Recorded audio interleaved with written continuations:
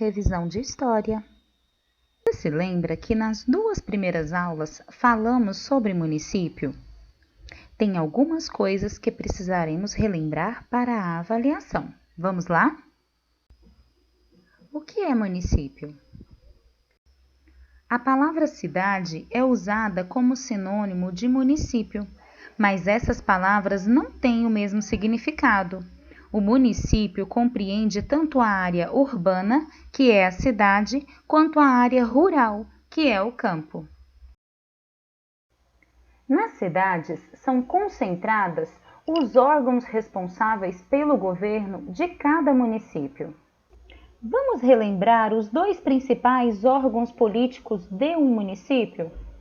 A prefeitura é responsável pela administração do município. Nela trabalham o prefeito, o vice-prefeito, os secretários, entre outros. O prefeito é eleito pelos moradores do município e nomeia os secretários. Cada secretário cuida de um setor específico, como educação, saúde, moradia, transporte e outros. A Câmara Municipal é o órgão responsável pela elaboração das leis do município, a fiscalização do governo do prefeito e a aprovação dos projetos da prefeitura. Nela trabalham os vereadores, que também são eleitos pelos moradores. Vimos na aula Goiânia, a capital, que ela foi planejada, não é mesmo? Vamos relembrar alguns pontos importantes sobre a construção de Goiânia.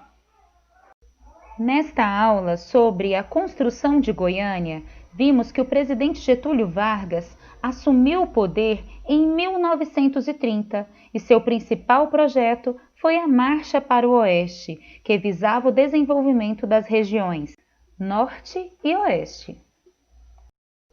Nesta aula, aprendemos que a cidade de Goiás, na época Vila Boa, era a capital do estado de Goiás, mas chegou um tempo em que se tornou pequena para as novas exigências. Era o ano de 1933. O governador de Goiás, Dr. Pedro Ludovico Teixeira, percebendo as dificuldades de permanecer a capital na cidade de Goiás, tomou a decisão de construir uma nova capital em outro lugar.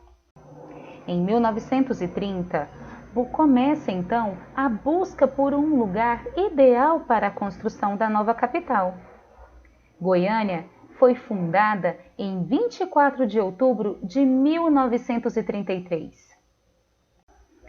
Lembrando que os responsáveis pela criação, pela construção de Goiânia foram Pedro Ludovico Teixeira, Getúlio Vargas, Atílio Correia Lima e Armando de Godoy. Lembrando que Atílio Correia Lima e Armando de Godoy que são responsáveis por trazer esse ar de modernidade para a nova capital. O desenvolvimento das cidades.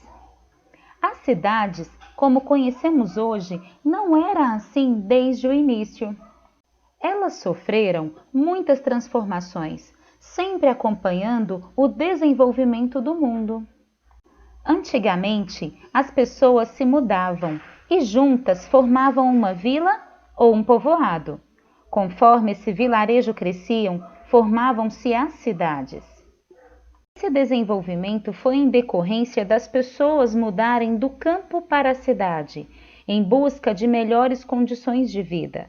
Esse fato é denominado êxodo rural, momento em que as pessoas mudam para a cidade e começam um novo estilo de vida. As cidades também foram crescendo com a criação e a ampliação das indústrias, pois as pessoas chegavam à cidade para trabalhar nas fábricas.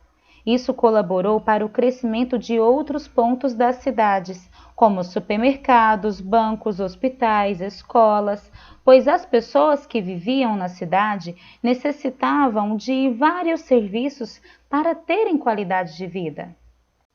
As cidades e o comércio. No surgimento das primeiras cidades, o tipo de comércio era basicamente feito pelos ambulantes, como podemos ver nas imagens A e B. As indústrias. Há pouco mais de 100 anos, houve um grande desenvolvimento das cidades, principalmente no Rio de Janeiro e São Paulo. Isso aconteceu porque os fazendeiros investiam nessas cidades o dinheiro que ganhavam principalmente com a produção e a venda do café.